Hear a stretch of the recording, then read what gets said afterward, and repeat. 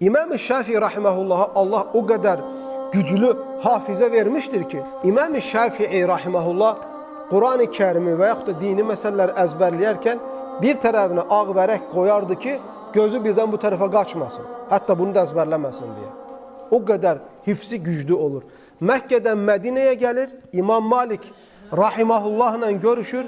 8-9 günde Muvatta kitabını tamamıyla isnadıyla ezberleyir ve İmam Malik rahimahullah'ı dehşete salır.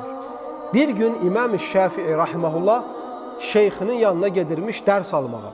Bazardan geçerken başını kaldıranda bir kadının topuğuna gözü sataşır. Bir kadının topuğuna, başka yerine yoğa, bir kadının açılmış topuğuna hifzinin zayıfladığını görür ve talep olunan şeyleri ezberlemediğini görür.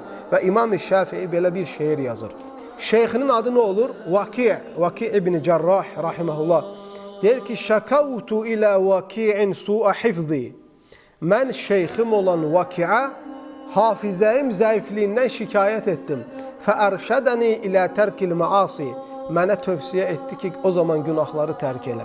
Və axbarani bi ennel ilmə nurun və mənə bildirdi ki, elm bir nurdur və nurullahi la yuhda li asi.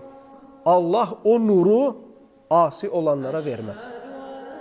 İnsanın hafizəsinə, insanın yaddaşına ən böyük təsir eləyən şeylərdən biri insanın etdiyi gizlin günahlardır.